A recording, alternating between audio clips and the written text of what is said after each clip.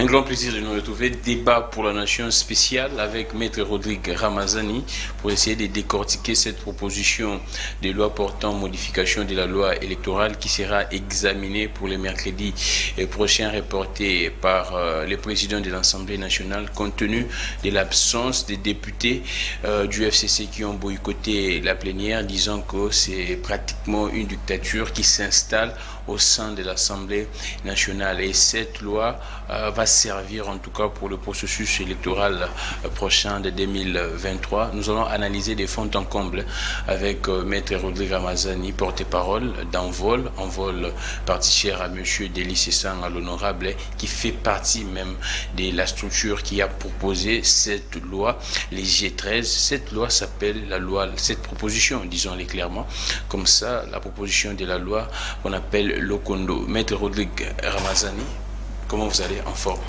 Je me porte très bien. Heureux de te retrouver, très cher Gramik. Heureux de retrouver aussi les nombreux téléspectateurs, donc les Congolais qui ont l'habitude de vous suivre.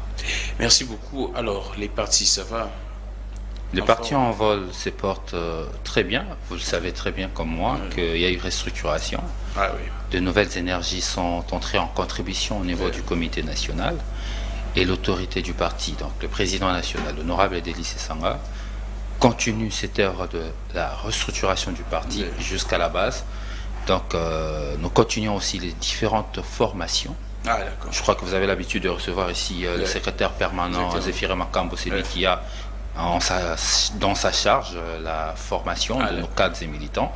Donc de temps en temps, il fait des déplacements dans nos différentes coordinations qui sont dans deux provinces pour former nos cadres et militants. Donc à votre question, je réponds que l'envol se porte mieux qu'avant. Maître Rodrigue Ramazani, je m'étais étonné hier, moi j'ai fait un tour au niveau du Parlement, j'ai vu les militants d'Envol, du genre un peu, si je pourrais dire, des militants qui sont venus accompagner, je ne sais pas, l'honorable, les députés Délice Sanga.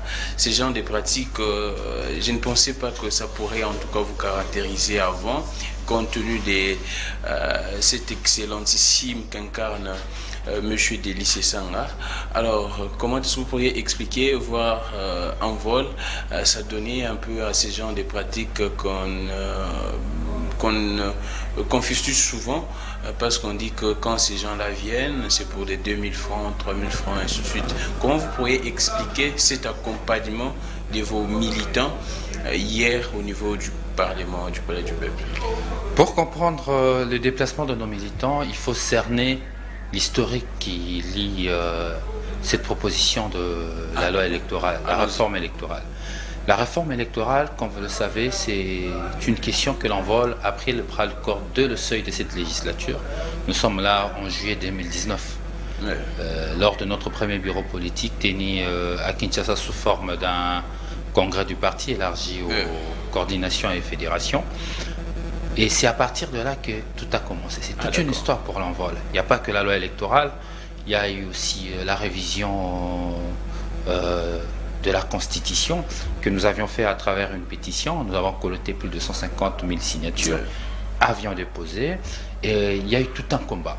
Vous pouvez imaginer qu'après notre bureau politique, on a eu au mois de juillet 2020, l'honorable Sessanga a lancé cette initiative G13 pour peaufiner, ensemble avec toutes les autres forces vives de la République, pour peaufiner la loi électorale, afin de le rendre transversale, que cette loi ne puisse pas avoir une couleur politique bien déterminée. Donc nos militants ont beaucoup travaillé là-dessus. Ça, c'est la première des choses. Donc il y a d'abord une raison historique et une raison de combat politique. Deuxièmement, nos militants sont arrivés, il n'y a pas eu de casse. Parce que vous pouvez pas, ils sont venus revendiquer de droits, ils sont venus dire ce que l'Envol pense, prendre à bras les corps, parce que cette réforme de la loi électorale n'est pas une réforme de politiciens. C'est une réforme pour la population. Et cette population qui fait partie du parti Envol sont venus de manière spontanée. Je peux vous garantir que rien n'a été planifié. Le peuple est venu de manière spontanée, rien n'a été planifié? Non, rien n'a été planifié. Nos militants, on ne les a pas demandé de venir. Ils se sont organisés, sachant, parce que vous savez que les plénières sont publics. Exactement. Ils sont venus, ils sont restés. Pour certains, ils sont restés, ceux qui n'étaient pas habillés en tenue des villes. Moi, je les ai vus à l'extérieur. À l'extérieur. Et certains, ils étaient à l'intérieur, habillés en tenue de ville. Et vous avez constaté qu'il n'y avait pas de cris, il n'y avait rien. C'était vraiment dans la discipline et dans l'ordre, comme l'Envol a toujours voulu. Vous savez, moi, je suis un partisan de la légalité, de la discipline. Et il y a des choses que nous ne pouvons pas accepter tant que parti politique. Nos militants se sont bien comportés. Ils sont venus avec leur calico pour dire ce qu'ils voulaient. Et nos militants voulaient la suppression du seuil. Ils sollicitent la suppression du seuil, sollicitent qu'on arrête avec cette histoire de suppléance de membres de famille. Nous allons en parler. Nous allons en parler. Donc ça veut dire ils sont venus présenter soutenir leurs propositions, soutenir leurs idées qu'ils ont portées depuis 2019, si vous pouvez bien le comprendre. Et ils n'ont violé aucune règle, aucune loi de la République, et aucune corruption ne peut passer à l'envol, parce que nous avons les 3 piliers que nous combattons. D'accord. La corruption, la pauvreté ainsi que l'ignorance. Merci beaucoup, Maître Rodrigue Ramazani. On en parle avec vous, ces réformes apportées avec cette loi qui serait bientôt, si ça passe, promulguée, cette proposition de loi qu'on appelle loi Lokondo. Au total, pratiquement plus de 18 réformes. Alors, Maître Rodrigue Ramazani, c'est vrai que vous avez déjà cité quelques réformes, mais si nous pourrions commencer vraiment par les débuts, la première réforme apportée par cette proposition de loi que les G13 présentent, proposent à l'opinion, c'est quelle réforme? Vous savez, nous proposons d'abord la suppression du seuil pour son remplacement par une condition de recevabilité des listes au prorata de 60% de sièges à compétir. Qu'est-ce que ça veut dire? Vous allez constater qu'il y avait des problèmes avec le seuil. Le premier problème avec le seuil, c'était le seuil n'a pas résolu le problème qui a poussé sa naissance. On disait que c'était pour essayer un peu de lutter contre les partis mallettes. Contre les partis mallettes. Mais vous allez remarquer avec moi qu'après les élections de 2018, il y a eu plus de partis mallettes qui a... Oh, sérieux? Oui, il y a eu les OOD, les CCCC, les BBBC, les COCOCOB, les TTTT. Donc ça veut dire que le seuil a raté en fait sa mission originaire. Et deuxième problème, c'était ce déficit qu'il y avait de transparence. De transparence pour la CENI de démontrer preuve à l'appui qu'il y avait effectivement de partis qui n'avaient pas atteint le seuil, d'où on avait écarté leur liste. Parce que vous vous souviendrez que le seuil a favorisé aujourd'hui la possibilité aux candidats mal élus de siéger à l'Assemblée nationale et le mieux élu de ne pas siéger parce que leur liste n'a pas pu atteindre le seuil. Mais il devait y avoir un contentieux préalable du seuil pour que la CENI apporte de preuves démontrant que telle liste et telle n'a pas atteint le seuil alors que telle l'a atteint. Jusqu'à ce jour, ceux qui ont participé au contentieux électoral vous le diront que la CENI n'a pas pu apporter les preuves. Donc ça veut dire qu'il y a eu un problème de clarté en termes de la conduite du processus. Nous vous apportons une solution au problème. Quelle est la solution? C'est le filtrage va continuer. Ne vous en faites pas, nous n'encourageons pas l'existence de partis. Moi, je n'aimerais pas parler partis mallettes. J'aimerais plutôt, parce que pour moi c'est péjoratif, j'aimerais plutôt parler des partis non représentatifs. Parce que les partis non représentatifs, c'est peut-être un parti qui vient de se créer et qui est en train de s'implanter le temps qu'il devient représentatif. C'est un travail de longue haleine. Moi, je suis en envol. Nous y avons travaillé. Aujourd'hui, l'envol est représentatif et bien implanté. Donc, pour maintenir le filtrage, nous proposons que le parti ou le regroupement politique qui veut compétir à l'élection doit présenter une liste des candidats qui représentent 60% de sièges à compétir. C'est-à-dire que les cas de l'Assemblée nationale, prenons un exemple pratique, un parti politique, je donne un exemple, l'Envol veut aller aux élections législatives nationales. Il doit présenter une liste qui a au moins 300 candidats. Ah, d'accord. Parce que là, le c'est siège, 60%. le siège est à 500. 500, 60% représente le 300 sièges. Le minimum, ils peuvent y avoir le maximum. Si le parti a ce moyen, il peut aller au-delà en représentant plus. Mais le minimum qu'on demande à un parti, c'est d'avoir 300 candidats, mais qui sont représentés à travers les différentes circonscriptions de la République. Ah, d'accord. Donc, dans toute l'étendue. Oui, sur toute l'étendue du territoire. Ce qui favorise quoi? Un parti qui n'est pas représentatif, parce que je dis ici que je ne préfère pas parler de parti mallette, parce que pour moi c'est péjoratif. Exactement. Un parti qui n'est pas représentatif ne saura pas remplir ses critères, ne saura pas remplir ses conditions. Cela va l'obliger à rejoindre un regroupement politique. Mais ceci donne quel avantage que le seuil ne donnait pas? Nous avons résolu un problème d'un contentieux a priori. C'est-à-dire? Ça veut dire, avant même d'arriver au contentieux électoral, nous avons déjà une solution. Les partis politiques connaissent leur position bien avant. Ils savent qu'ils ne sont pas représentatifs, leur liste ne passera pas. La CENI, du point de vue administratif, va démontrer que la liste ne remplit pas les critères en termes de représentativité de sièges à pouvoir. Là, nous avons résolu un problème d'abord de clarté et le procès ici, c'est une façon de garantir chaque compétiteur et de rendre clair le processus électoral. Rodrigue Ramazani, la question que je vous pose, vous savez tous que je prends les cas des partis qui sont à l'opposition. Vous savez que ça pose un sérieux problème de moyens.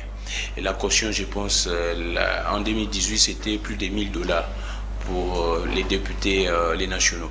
Alors, comment expliquer qu'un parti comme de l'opposition qui n'a pas assez de moyens puisse aligner 300 candidats? C'est beaucoup.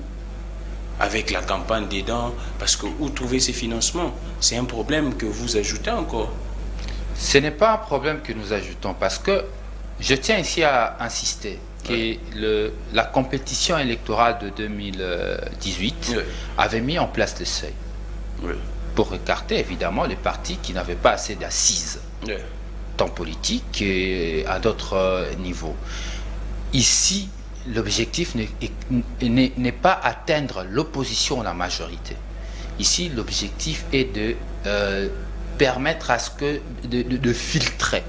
Mais pourquoi les financements, vous dire? Je dis ceci. Vous savez très bien, aligner 300 candidats, ça demande beaucoup. Écoutez, je vais vous expliquer. On peut aller aux élections, soit comme parti politique, lorsqu'on a suffisamment d'assises et suffisamment de moyens pour organiser sa politique, n'est-ce pas?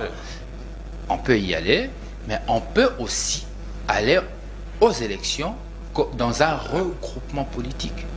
Ça veut dire, si un parti politique estime ne pas remplir le critère exigé, ils peuvent se regrouper et constituer une force pour aller aux élections.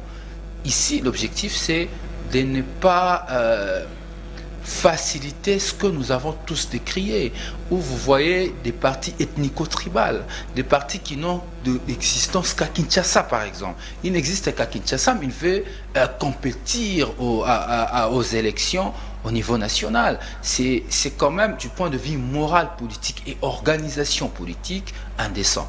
Raison pour laquelle nous ne disons pas que ces partis ne peuvent pas compétir. Ils peuvent compétir s'ils décident de se regrouper. C'est le parti qui se retrouve à Goma, qui n'a que de siège ou d'assises à Goma ou à Boma ou au Congo central, au Kolwezi, à la Chopo, ils peuvent se regrouper et constituer un regroupement politique représentatif.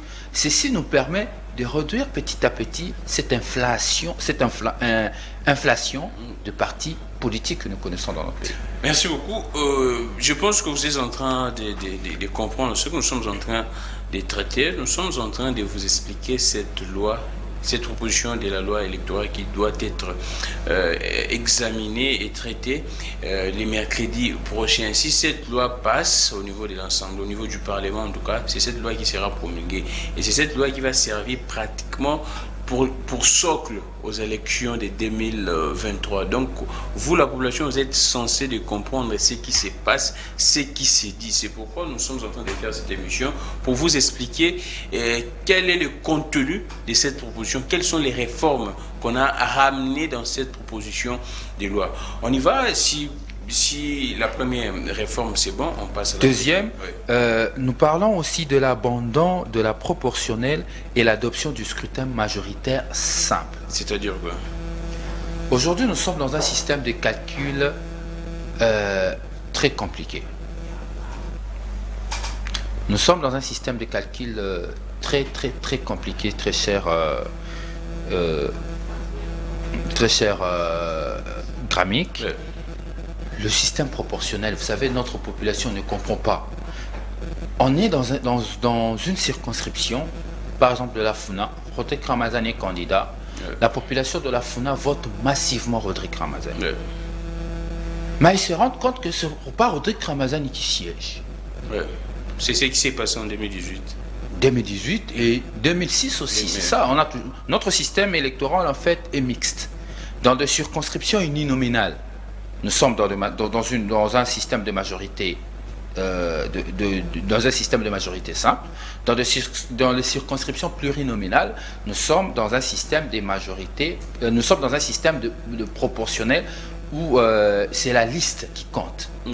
N'est-ce pas?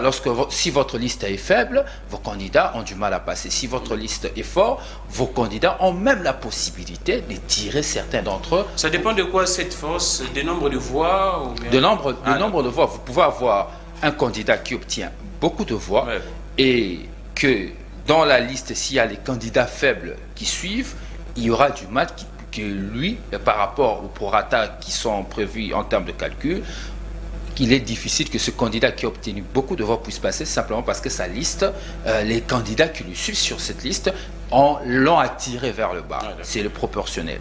Maintenant, ce que nous voulons est que celui qui est élu, celui qui est choisi par le peuple, siège. C'est ça le scrutin majoritaire. Celui qui a reçu plus de suffrages, c'est la personne que la population veut voir sur ce siège, puisse prendre sa place et travailler pour cette population. C'est ça le scrutin majoritaire que nous proposons et nous disons que le scrutin proportionnel puisse tomber. Et autre proposition... La troisième réforme. Troisième réforme, c'est l'interdiction de cumul de candidats au scrutin du même degré. C'est-à-dire quoi? Vous savez que nous avons des élections au second degré et les élections au premier degré qui sont votées par le peuple. Donc, au premier degré, nous avons les élections présidentielles, les élections législatives nationales et provinciales. Donc, suite à tous ces scandales qu'on a connus après les élections de 2018, où vous avez un père de famille, évidemment, acteur politique, reconnu et respecté dans sa circonscription, dans sa province, décide d'être candidat député national, pour certains même candidat président de la République, candidat député national, candidat député provincial, candidat sénateur. N'est-ce pas? Qu'est-ce qui arrive? Vous vous rendez compte qu'après les élections, le père qui était élu candidat qui était élu à la députation nationale, députation provinciale, il décide de quitter son siège pour le léguer à son fils, comme si la République était un héritage, les institutions étaient... Mais si c'est son suppléant, ce n'est que normal.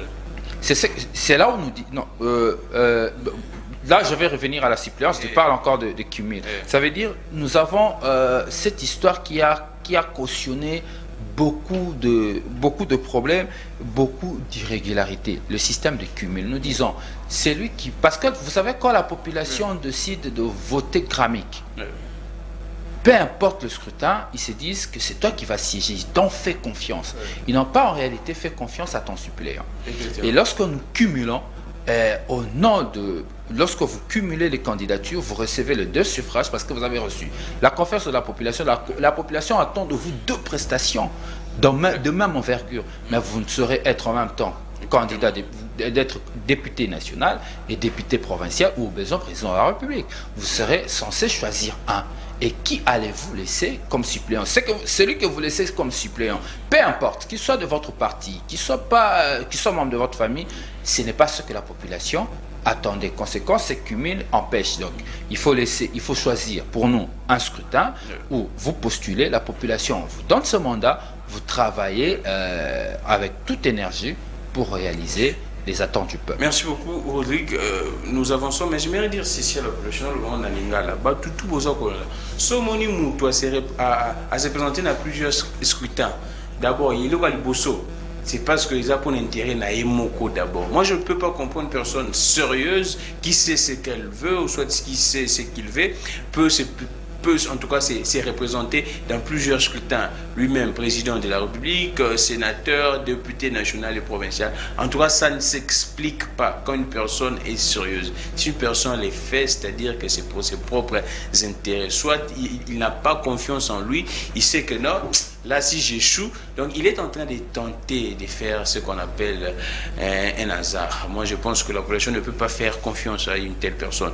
On avance, maître Ramazani. Après les cumuls, il y a l'interdiction de porter, pardon? La quatrième réforme. Quatrième réforme, l'interdiction de porter comme suppléant le membre de famille. Surtout ça. Le membre de famille.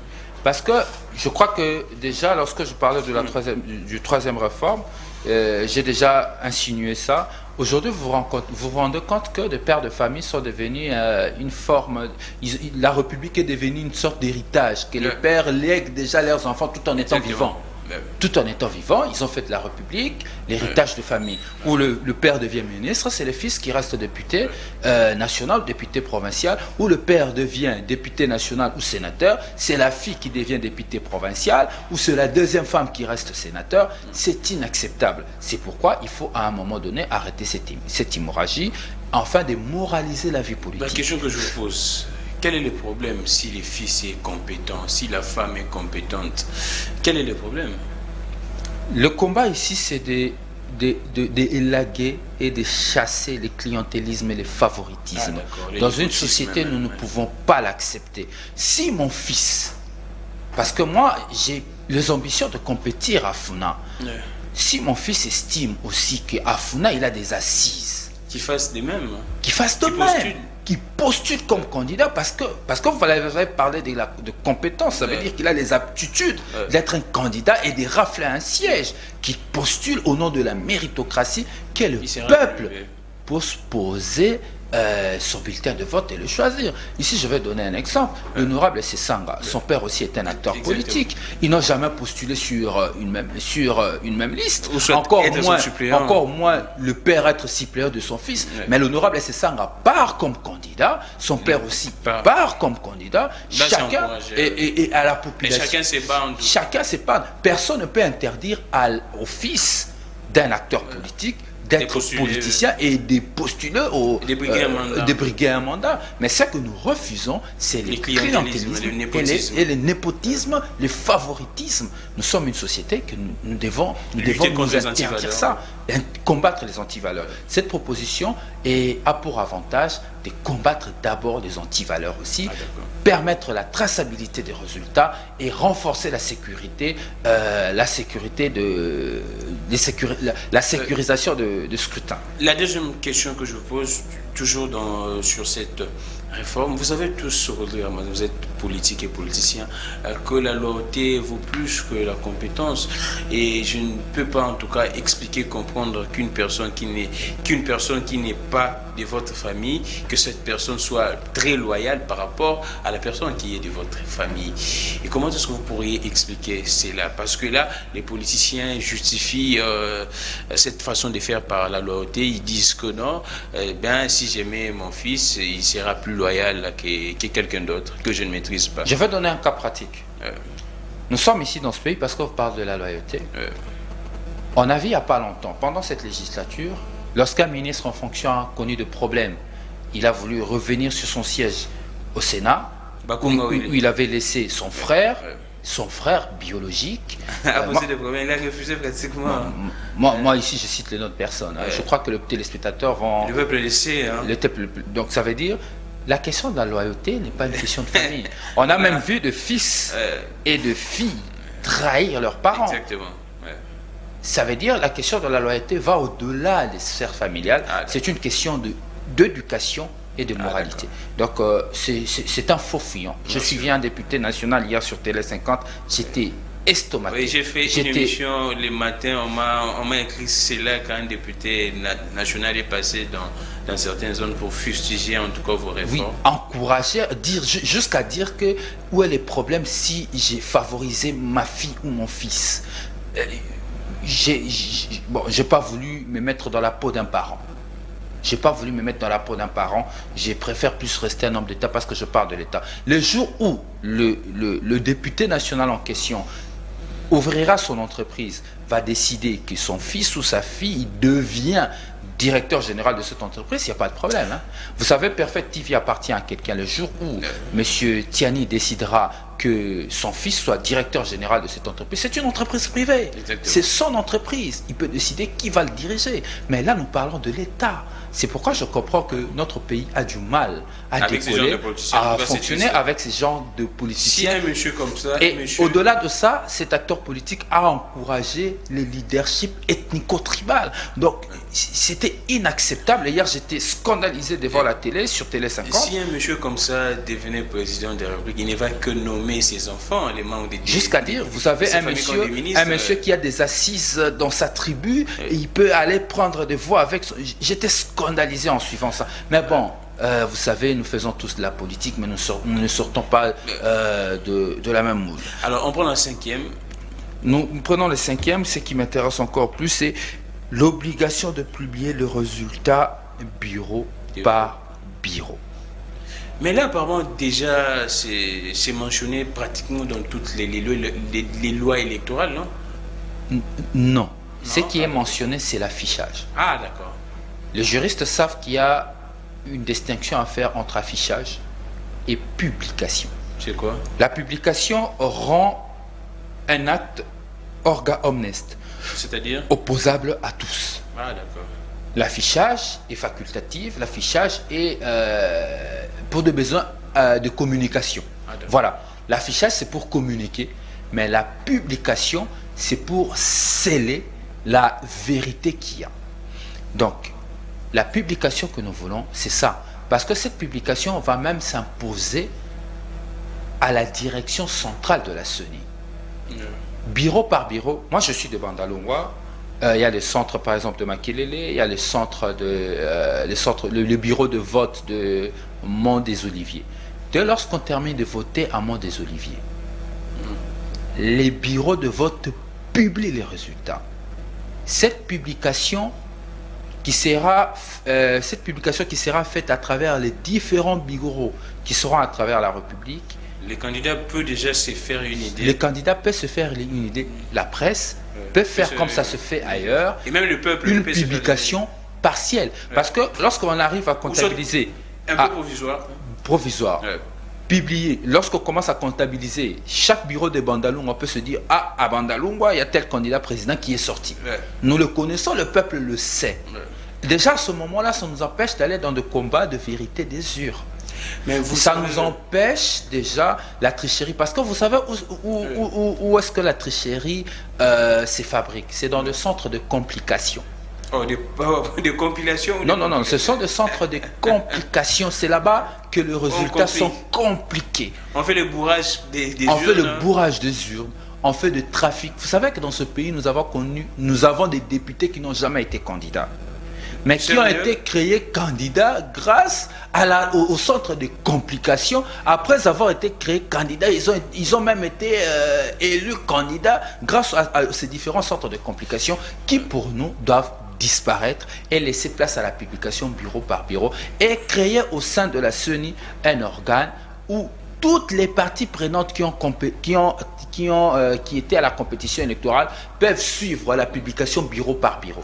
Mais comment les résultats sont en train d'arriver à la CENI. La question que je vous pose là, c'est il y a un problème. Vous savez tous que ici en République démocratique du Congo, en tout cas, les élections prennent pratiquement toute une journée et puis on finit les soirs avec un problème de courant. Comment est-ce que puis vous savez très bien que les bulletins ne peuvent pas dormir dans un centre quand quand on finit les élections, les bulletins sont conduits dans un centre de compilation pour la protection et la sécurité institutionnelle. Comment expliquer qu'à ces heures-là qu'on puisse essayer un peu de compiler, qu'on puisse essayer de publier aux heures tardives pratiquement parce que ça finit vers 20h. Mais voilà pourquoi nous disons que cette réforme appartient au peuple. C'est pas une réforme de politiciens. Parce que c'est le peuple qui a beaucoup souffert de depuis les 3 cycles électoraux biaisés que nous avons connus dans ce pays, qui a fait dépenser beaucoup d'argent à la République.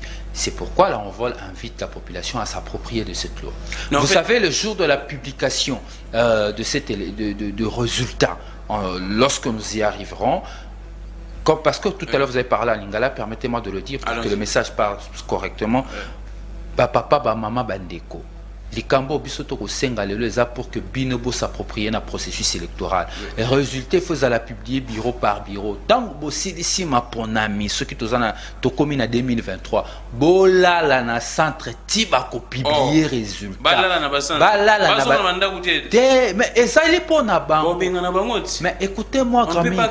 Vous créez un désordre dans centre. Non, c'est pas pour créer le désordre, la vigilance citoyenne. Parce que quand on finit de vote, le peuple va attendre la publication. Ils doivent savoir dans mon bureau qui a gagné. Ils auront leur stylo. C'est une forme de PV qu'on pourra donner à tout le monde. Au lieu d'aller dormir et vous réveiller le matin, vous avez des résultats qu'on vous affiche. Là, on dit, après que les élections aient pris fin dans un bureau, automatiquement, le bureau a l'impératif de le publier. Après publication, ils doivent l'envoyer directement, parce que nous le savons, que le résultat a été transmis par de voie électronique, directement transmis et publié sur le site internet de la CENI, automatiquement. C'est pour permettre à la population de veiller à la traçabilité. Le peuple doit veiller, surtout cette réforme. Cette réforme est alindé bino zapo na bino bo il faut bolata yango. Boti que lango ba politicien te ba ko nyata yango, ils vont vider la substance de la réforme pour que la population ne se retrouve pas. Il y a un problème, maître. Je prends un exemple, on prend par exemple la Bandalungwa. Il y a plus de 5000 personnes qui votent, 5000, 6000, 10 000 qui votent. Comment compiler ces 10 000 bulletins en une soirée? C'est beaucoup, maître. Mais il y aura des agents de la CENI qui seront payés pour faire ce travail. L'effectif sera conséquent? Non, mais moi j'ai vu des bureaux de vote. Je parle des bureaux, pas l'ensemble de Bandalungwa. Un bureau de vote, un bureau de vote peut recevoir par exemple maximum 2 à 3 000 électeurs. Maximum, entre 2 à 3 000 électeurs. Ça veut dire que c'est un travail qui peut se faire en une journée et publié après des dépouillements et publications. Donc il n'y a pas de problème. Mais c'est que sûr, si la population vote, en tout cas les politiciens vont faire un effort pour que ce soit matérialisé. Là c'est sûr. En tout cas, c'est pourquoi nous appelons la population congolaise à la vigilance citoyenne. Exactement.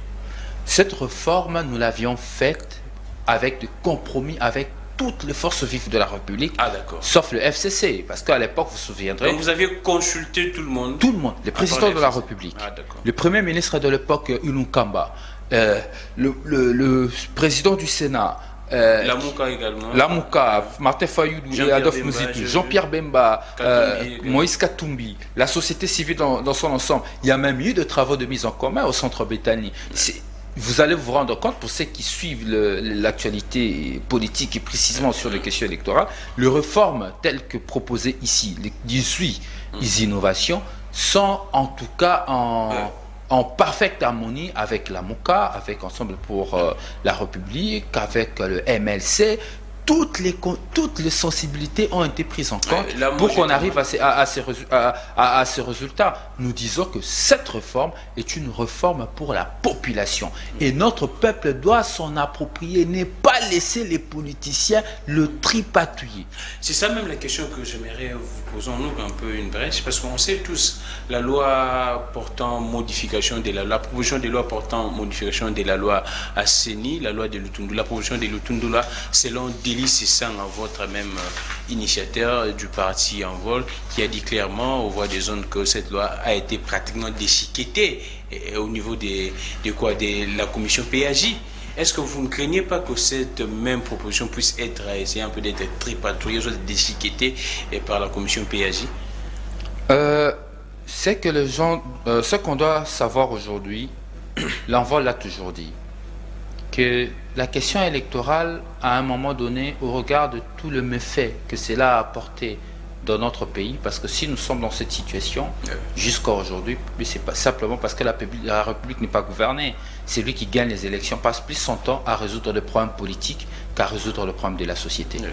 Et aujourd'hui, nous avons la chance d'avoir à la tête du pays un ancien opposant qui connaît tous ces problèmes, d'où nous disons il faut éviter des réformes taillées sur mesure, n'est pas dire que la question électorale est une question d'une majorité ou d'une opposition. Et même cette loi, paix à son âme à Henri Thomas Lokondo, cette loi est le reflet, permettez-moi de le dire, est le reflet de l'unité nationale, de l'unité de l'opposition, de la majorité de la société civile. Parce qu'ils ont tous été d'accord sur ce qui était fait. N'est-ce pas? Voilà pourquoi je dis, j'ai même suivi le président de l'Assemblée nationale dire qu'il faut lever les options majeures. Il est important lever les options majeures dans un cadre consensuel où toutes les parties prenantes vont s'y mettre. Ici, il s'agit, parce que nous sommes à l'Assemblée nationale, aux groupes parlementaires, mais aussi à ceux qui ont rédigé cette loi. Ils doivent se mettre ensemble, discuter et lever les options majeures. Lorsqu'ils vont finir à lever les options majeures, ils viendront à l'Assemblée nationale pour adopter une loi consensuelle. Il est important de veiller au consensus. Vous avez vu que lorsque nous l'envol, on insistait sur le consensus, les gens pensaient qu'on était en train d'exagérer. Que l'envol était en train d'exagérer. Mais aujourd'hui, vous vous rendez compte que même le FCC, qui à l'époque avait refusé d'être consulté pour dégager un consensus, aujourd'hui le FCC est en train de pleurnicher pour trouver un consensus. Je dis que la démarche est légitime. La démarche du FCC est légitime.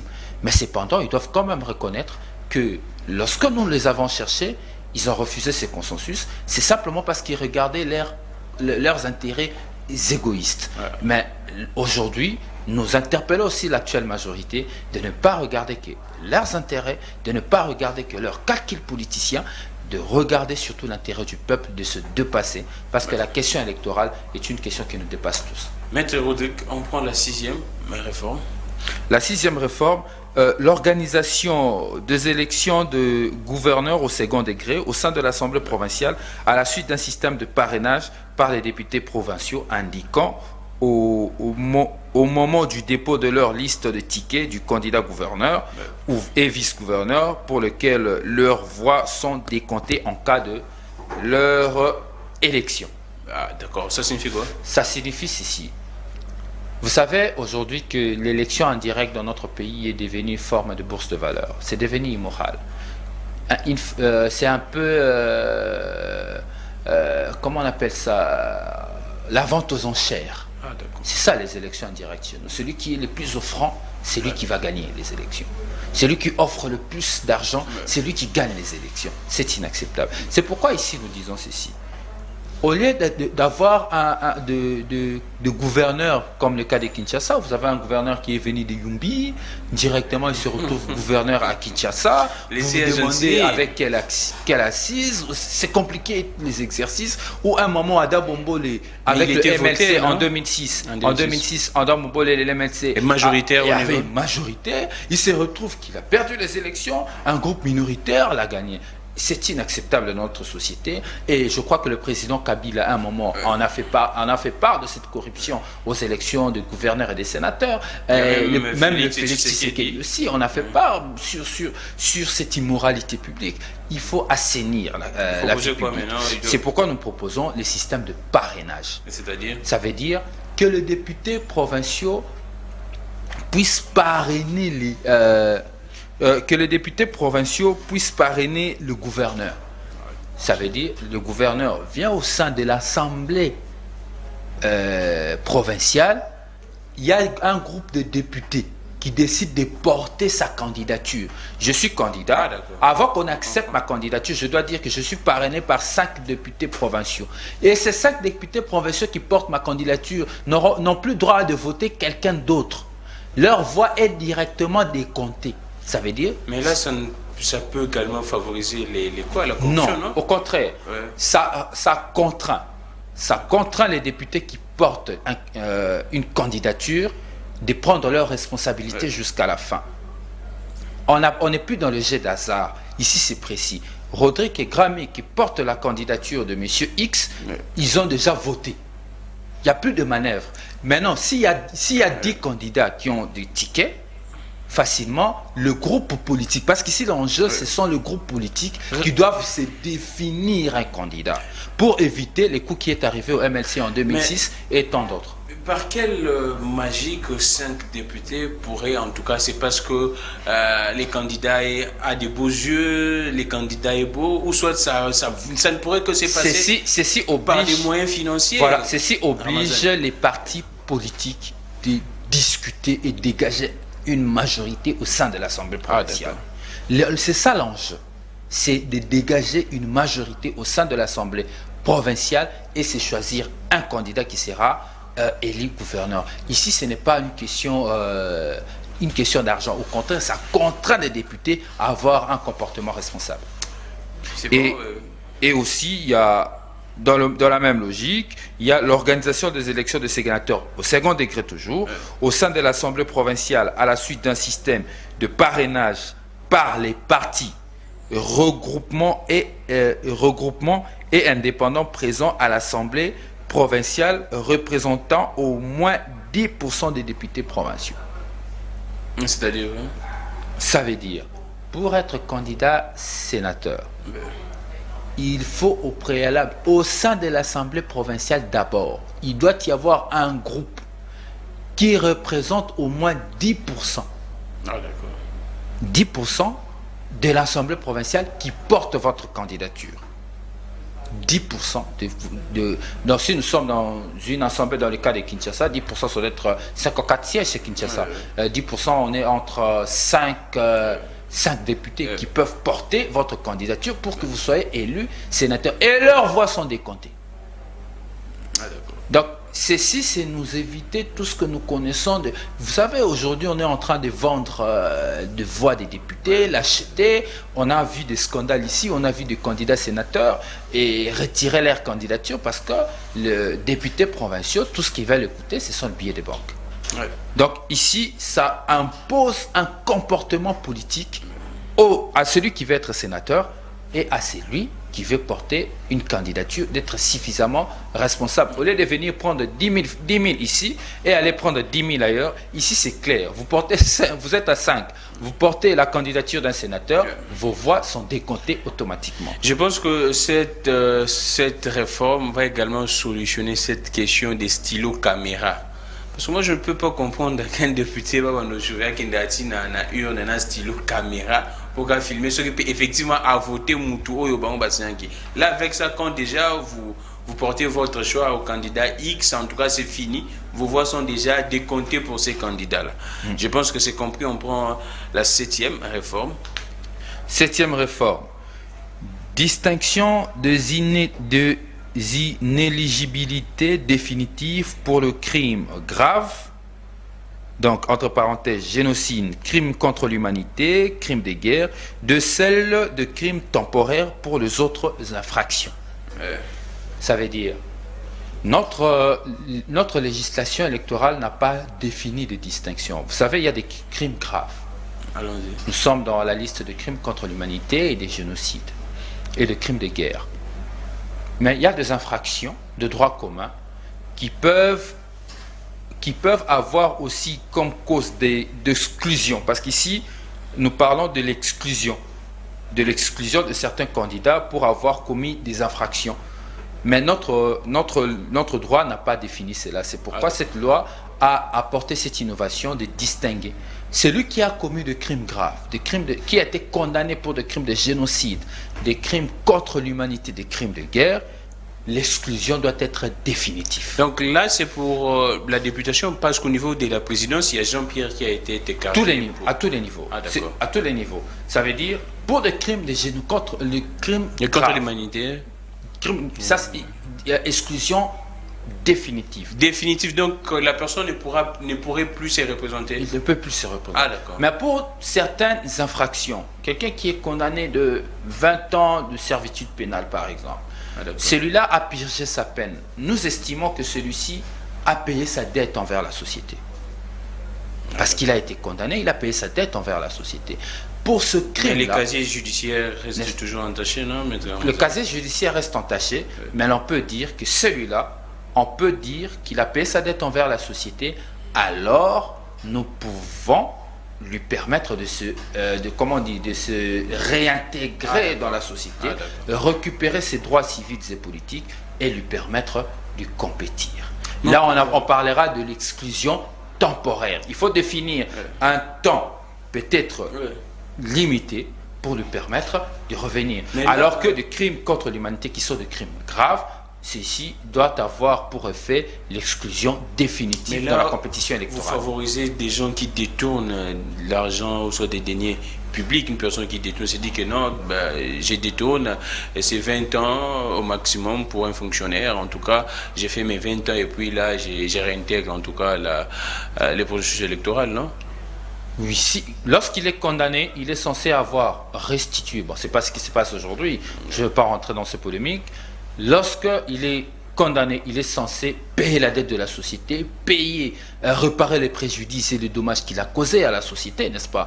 Dès lorsqu'il paye, parce que la prison, il faut le dire, est un centre de rééducation. La prison doit être en principe un centre de rééducation pour la réinsertion du criminel dans la société. Vous savez, il y a des criminels qui sont entrés en prison et ressortis changés.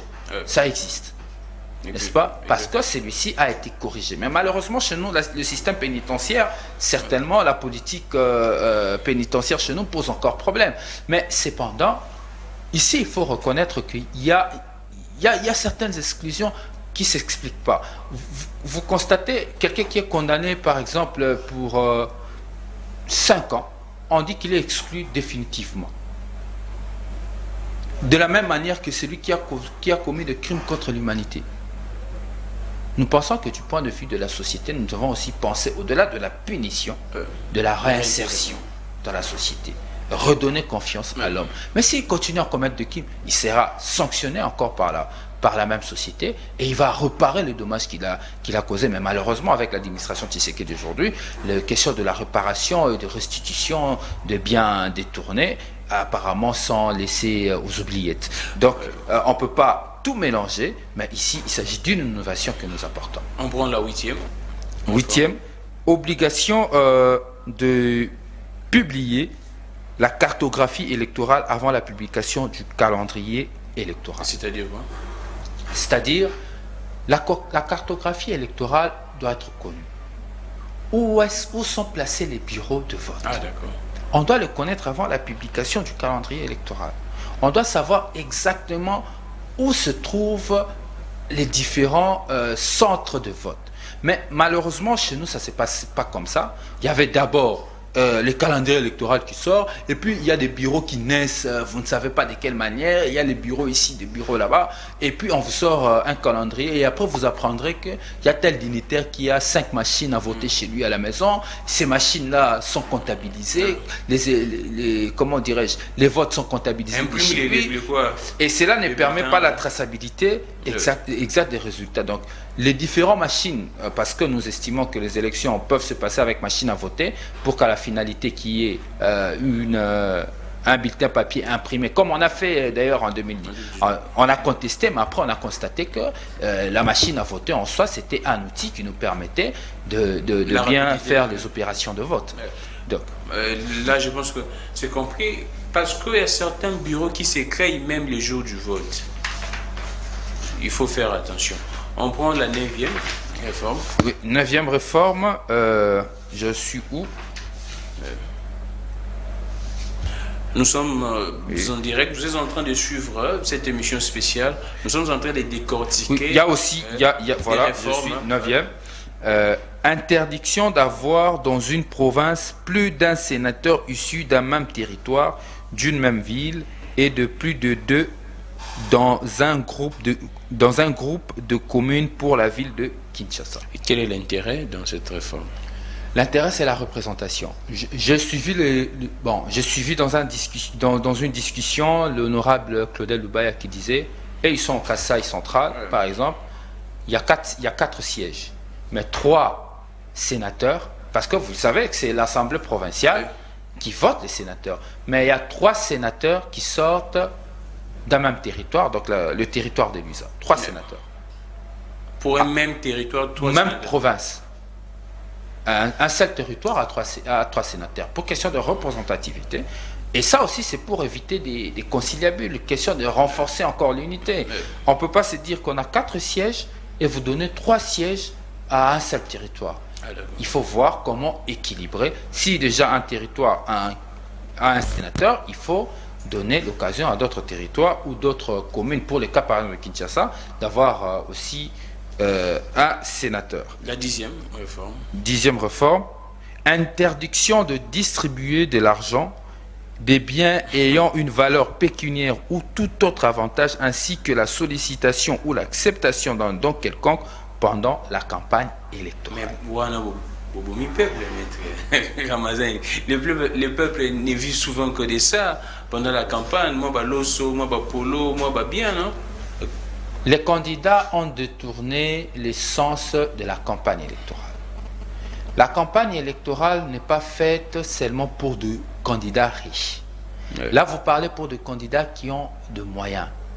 Et des candidats qui ont de bonnes idées, qui ont de la compétence, mais qui n'ont pas de moyens suffisants pour donner, pour faire des dons et comme on dit en lingala, les sadaka que nous observons. Les Alors papas que social, les papas sociaux, c'est inacceptable. Nous construisons quel genre de société? La campagne électorale est faite pour vendre les idées. Vendre les idées à la population pour que la population puisse avoir une idée de qui nous allons voter. Mais qu'est-ce qui se passe aujourd'hui? Vous êtes en pleine campagne. J'ai suivi le député Jean-Jacques Mamba, que je salue d'ailleurs, rencontrer une anecdote un jour. Il disait, il était en pleine campagne à Lukunga, avec ses sympathisants, en train de discuter. D'un coup, il y a un candidat Papa Bonheur qui surgit de je ne sais où, avec les dons. Directement, ses sympathisants lui disent, non. Là-bas, il y a un Papa Bonheur qui distribue de... Il est resté seul. Les gars, ils se sont vidés, ils sont partis. Vous imaginez? Ça, c'est un baptême. Ils ne sont pas partis pour écouter une idée. Ils ne sont pas partis pour aller écouter la marchandise politique qu'on leur a amenée. Pauvre, il faut comprendre. N'est-ce pas? Oui, je comprends. Mais parce que les élus ont détourné leur mission. Aujourd'hui, les élus sont dans une posture difficile. Ils sont devenus des acteurs, les agents sociaux. Ils sont là pour... Des assistants sociaux. Des assistants sociaux, allais-je dire, pour enterrer, pour faire des funérailles, pour payer des frais scolaires, pour acheter des ambulances. Ils se sont détournés et la société est en train de se déstructurer. Et nous, élites de cette société, et nous, acteurs de cette société, nous observons. C'est inacceptable. C'est pourquoi nous devons moraliser la vie. Pour dire aux candidats que aller vendre des idées. Les candidats qui vont aller monnayer ou encore donner des cadeaux pendant la campagne électorale, sa candidature doit être annulée. Maître Rodrigue, là c'est compris. Je pense que le peuple bosilicata, en tout cas, c'est comme ça qu'on doit construire une république sérieuse avec une population, un peuple qui vote les idées et non les biens. Maître, on prend vite fait en tout cas des réformes qui restent 11, 12, 13, 14, 15, 16, 17, non? C'est 17 ou 18? C'est 18. Oui, on prend là, j'ai pris la 11e. Et il y a aussi l'institution d'un système de gestion de résultats par leur traçabilité, segmentation et numérisation dans le cadre du Centre national de centralisation et des publications de résultats, CNPR, qui publient progressivement au fil de leur transmission. C'est ce que j'ai expliqué, je crois, au moment où je parlais de la publication de résultats bureau par bureau, qu'il faudrait instituer un centre, le CNPR, n'est-ce pas, un centre qui permet, au moment où les résultats sont publiés, toutes les parties prenantes, donc ça veut dire les partis politiques, les regroupements politiques qui ont participé au jet électoral, peuvent envoyer leurs représentants dans ce centre pour suivre comment est-ce que la publication est en train de se faire étape par étape jusqu'au dernier bureau. Ceci permet la traçabilité des résultats. C'est pourquoi j'insiste, très cher Gramik, cette réforme, c'est la réforme du peuple. Et je veux que la population congolaise s'en approprie. Il est temps de sauver notre pays. Il est temps de sauver notre pays. Et pour sauver ce pays, Gramik, tout passera par de bonnes réformes électorales, par cette loi électorale. Si on arrive à obtenir une loi électorale consensuelle avec ce genre de réforme, ça nous permet d'être sûr qu'aux élections de 2023, on n'aura plus cette histoire que Yibinga va voir, je suis les candidats, parce que j'ai suivi un ami une fois sur Télé 50 dire que lui se considère toujours député, élu, mais non investi par Corneille Nanga. Pour éviter tout ce... C'est quand même des lui dehors qui se les dit comme ça. N'est-ce pas?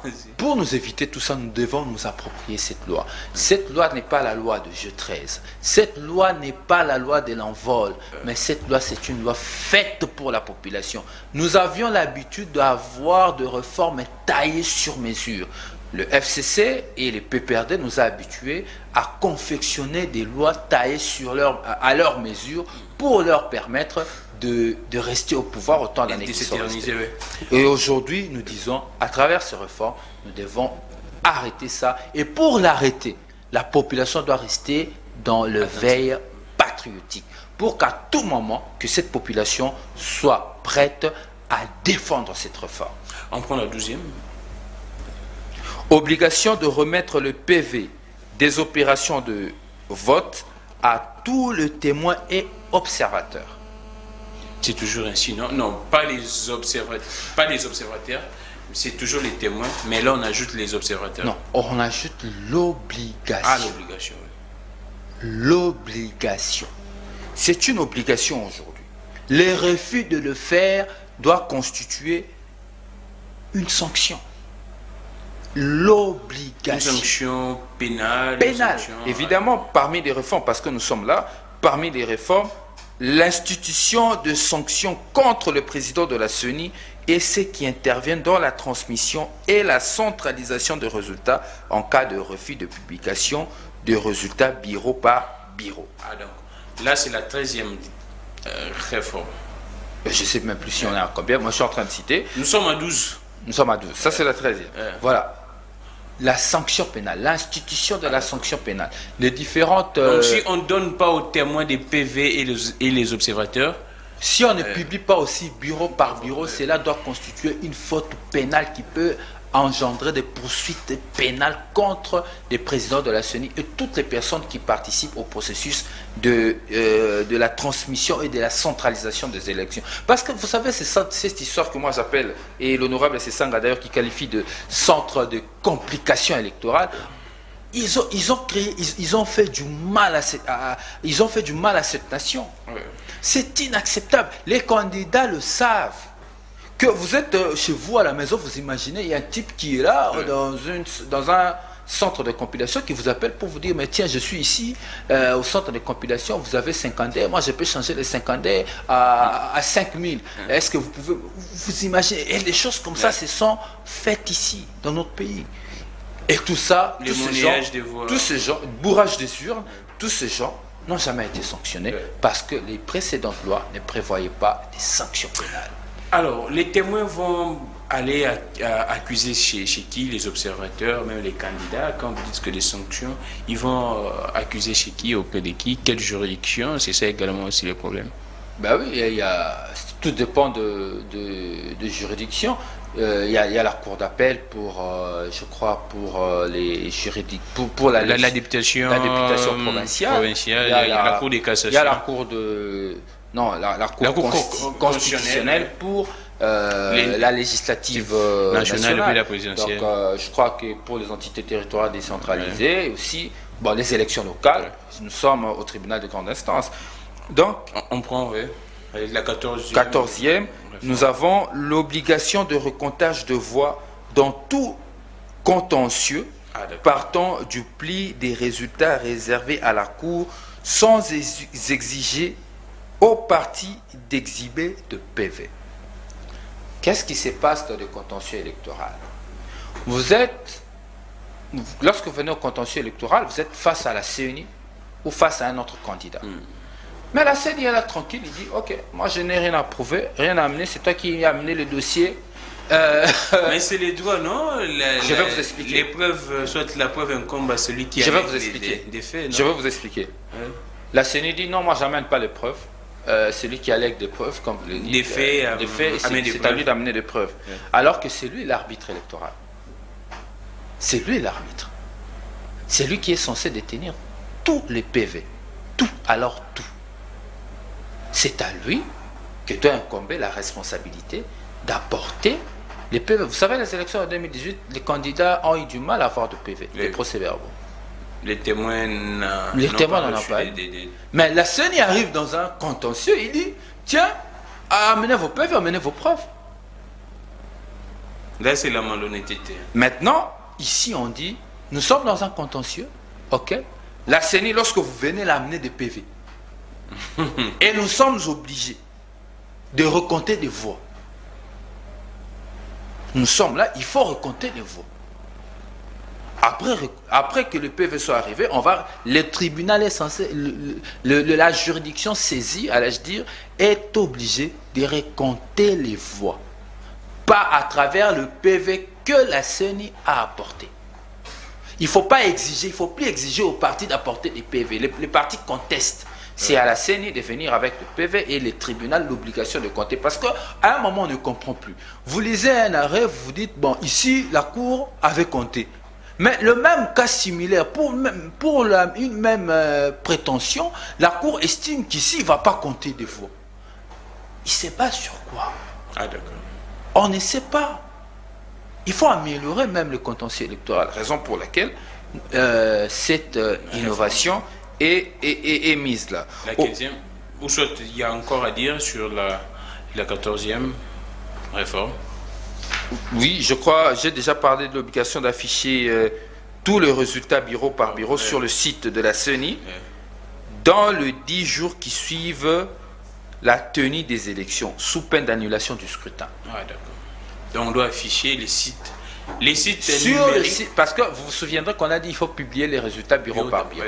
Après avoir publié bureau par bureau, 10 jours avant, il faut afficher sur le site internet de la CENI. Comme ça, tout le monde a accès. Il faut arrêter cette histoire où Corneille Nanga vient avec un document comme ça dans sa farde. Il descend, il ouvre et il commence à vous lire des choses que ni vous, ni moi connaissons. Nous nous rendons compte que même des gens qui n'étaient pas candidats aujourd'hui siègent comme députés nationaux. Donc, il faut qu'on arrête ces histoires. Il faut arrêter. Et c'est ça là, moi je ne comprends pas. Ils n'ont pas honte, quoi. Vous n'avez jamais été candidat. La nation tout entière sait que vous n'étiez pas candidat. Mais vous êtes député et vous avez aussi l'orgueil de nous dire que vous êtes un honorable. Un déshonorable. Donc il faut arrêter. Pour arrêter ça, nous devons nous tous décider à moraliser la vie publique. La 15e réforme. La 15e. Je crois que j'ai déjà parlé des élections de sénateurs, abandon du proportionnel, interdiction de distribuer l'argent. Nous sommes en direct en attendant que le maître retrouve la 15e. L'émission, en tout cas spéciale, on décortique la proposition Lokondo, cette proposition de loi portant modification de la loi électorale. Nous sommes à la 15e réforme. Les innovations apportées par cette proposition de la loi Lokondo, c'est pour que le peuple sache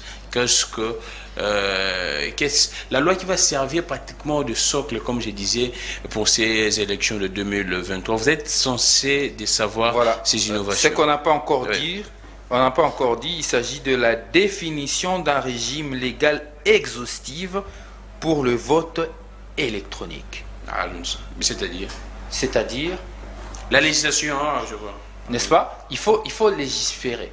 On ne Un peut texte. pas, oui, on ne peut pas dire, on ne peut pas aller aux élections dire que bon, des élections seront électroniques à 100%.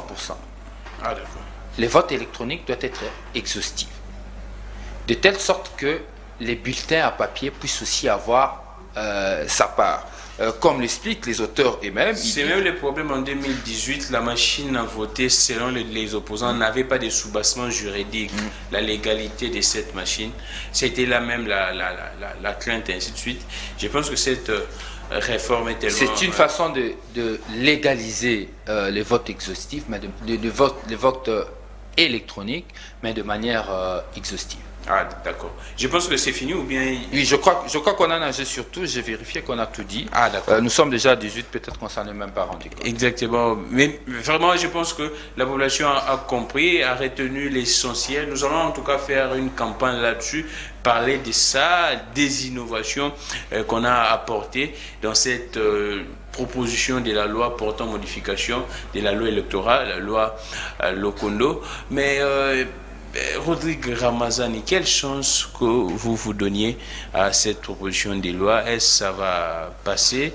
Il y a déjà l'opposition qui a boycotté la plénière. Vous pensez que l'opposition les mercredis sera de retour? Vous faites partie également de l'opposition. Effectivement. Les FCC, vous pensez que soit l'opposition en général va regagner l'hémicycle, la plénière pour examiner, ou bien Mbosso et puis d'autres députés, ou soit l'Union sacrée pourrait faire un passage en force?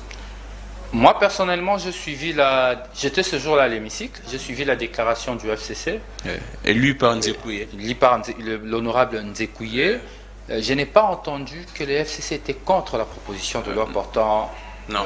Non, en tout cas, ils n'ont pas fait allusion à ça. Là, c'est non. Ils avaient des préalables. Ouais. Et moi, je pense que c'est légitime.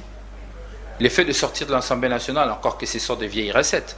Vous savez, nous qui étions à l'opposition, nous qui sommes à l'opposition depuis un bon moment, pendant le MLC, on a vu le MLC sortir plus d'une fois de l'Assemblée nationale, mais cela n'a jamais apporté de changement parce que la majorité de l'époque, qui était constituée principalement par le PPRD, faisait des passages en force. En 2011, même lorsqu'ils ont décidé d'introduire le seuil, l'opposition a contesté. Il y a même eu de bagarres à l'Assemblée nationale. Il y a même les deux tours, les passages de deux tours à un tour. Ça a créé la majorité qui a voté ça. C'est la majorité qui a voté. C'est ça de vieilles recettes. Moi, je pense que les revendications sont légitimes. Les revendications sont légitimes. Même nous, dans Vol, nous ne sommes pas d'accord la manière dont la CENI a été mise en place, même la manière dont la loi sur la CENI a été adoptée. Pour nous, cette loi a été déstructurée, déconfigurée, décapitée. Vous croyez toujours en la bonne foi des gens de l'Union sacrée? C'est la question que le peuple se pose également, qu'il pourrait... Nous sommes dans une question de... Nous sommes en train de parler à la République. Il ne s'agit pas de la bonne foi, il s'agit de la conscience de tous. C'est pourquoi nous, en Vol, on ne veut pas prendre la question électorale et en faire une question partisane. Ah, d'accord. Voilà pourquoi il y a eu composition et création du G13 pour mettre toutes les tendances ensemble et trouver une loi qui sera moins conflictuelle, qui va rencontrer les consensus de tous.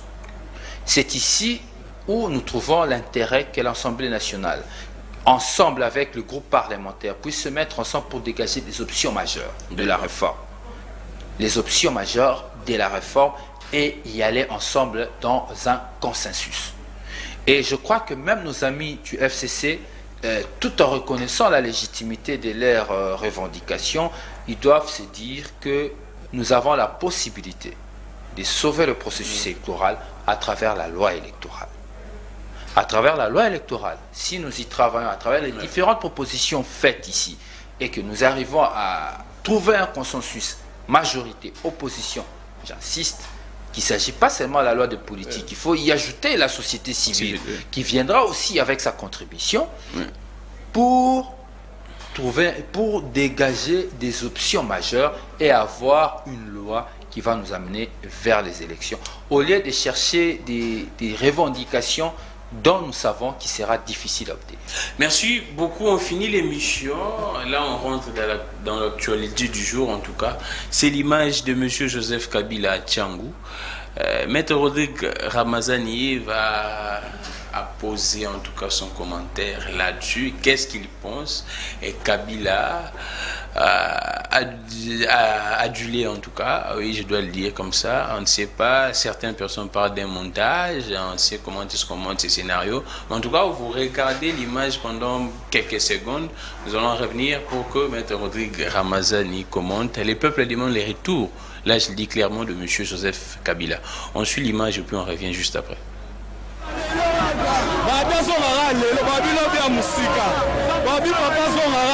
L'on peut entendre par de cris de joie, de chansons.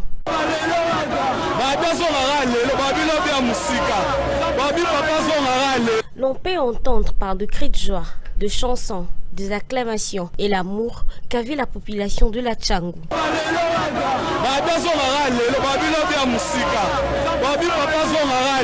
Lors du passage du président honoraire de la République démocratique du Congo, Joseph Kabila Kabange, qui s'est dirigé vers la cité de Kingakati. Dans sa 4x4 rouge, le sénateur à vie s'est vu accompagné par la foule habitant le commune de ses coins, notamment Massina et Njili. Par une vidéo amateur qui a fait la tour de la toile cette journée, montre clairement l'ancien président sur le volant de sa voiture. L'on note par ailleurs que ses partisans qui reconnaissent la popularité de Joseph Kabila parlent d'une confiance renouvelée et donnent rendez-vous pour 2023. Peut-on conclure que la population quinoise redonne confiance à l'homme de 5 chantiers? Sera-t-il aligné au prochain scrutin?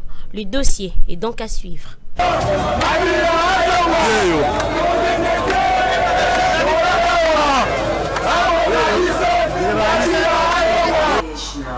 Merci beaucoup en tout cas la rédaction du Vrai Journal pour les images. Alors, Maître Rodrigue Ramazani, que pensez-vous de ces images? Le peuple a dit que Kabila Zonga Kaka Lelo, Lobigutute, Lelo. Et ceci s'est fait alors que le fils de Tien Tshisekedi est président de la République. Ça me fait très mal. Pourquoi? Ça me fait très mal parce que c'est le fils de Tien Tshisekedi qui est président de la République démocratique du Congo aujourd'hui. Ça veut simplement dire ces images que Félix Tshisekedi est aujourd'hui dans la posture de Kabila de la fin. Pas Kabila de 2006. Oh, mais Kabila de 2018. Kabila de 2018. En 3 ans. En 3 ans. Des règnes. Félix Tshisekedi est dans cette posture. La population n'ayant pas trouvé meilleur que ce que Kabila les avait offert. Ils se sont dit de retrouver leur ancien amour. C'est à peu près le cas des Congolais aujourd'hui. Vous savez, en 1960, j'aime bien l'histoire du Congo, hein, quand même. En 1960, devant le roi de Belge, le premier ministre Patrice Emery Lumumba avait toisé l'avenir. Avait dit, nous étions même incapables de nourrir nos enfants, de les éduquer comme des personnes chères, de les vêtir. Nous allons prouver, nous allons prouver au monde ce qu'un Congolais libre, un homme noir libre peut faire de l'avenir de son pays. Il a promis beaucoup de choses, il avait toisé l'avenir. Combien d'années après? Plus de 60 ans. 60 ans d'indépendance. La référence de Congolais, c'est 1960. Alors que ceux qui étaient en 1960 estimaient déjà qu'ils étaient en train de souffrir sous la colonisation. Mais aujourd'hui, les Congolais, sa référence, c'est les colons. Parce que le digne fils du pays n'ont pas pu offrir aux Congolais ce qu'il y a de meilleur à donner à un peuple. C'est le cas aujourd'hui des images qui me font de la peine que ceci soit fait pendant que les fils de Tien Tshisekedi et l'IDPS sont au pouvoir. Et aujourd'hui, la référence de Congolais d'aujourd'hui, et pour ce mandat, c'est Kabila. Et la référence de Congolais, c'est la souffrance de Colomb. Donc ça veut dire, les Congolais préfèrent la souffrance de Kabila que la souffrance avec Tshisekedi. On finit en tout cas. Est-ce le peuple n'est pas amnésique, il a oublié les souffrances de 18 ans, mais quand même, disons-le clairement, ce que Kabila fait, le peuple a sanctionné Kabila au travers des Ramazani Shadari. Mais est-ce qu'aujourd'hui on ne peut pas dire que le peuple n'a pas toujours atteint sa maturité politique pour être si amnésique comme ça? Non. Le peuple est en train de souffrir.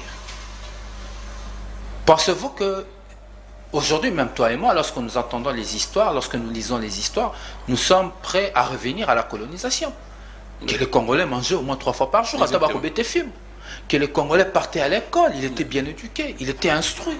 L'enseignement de qualité. Là, il y avait l'enseignement de qualité, il y avait des soins de santé. Maintenant, qu'on a film, il y a Banoko. N'est-ce pas? Aujourd'hui, nous sommes prêts à rentrer vers la colonisation. Est-ce que forcément nous aimons ça? Mais c'est parce que les présents ne nous offrent pas mieux que ce qu'il y avait. C'est pourquoi je dis que Félix Tshisekedi a fait ce qu'il pouvait faire pour le Congo. Il a reçu ce que le Congo pouvait lui donner.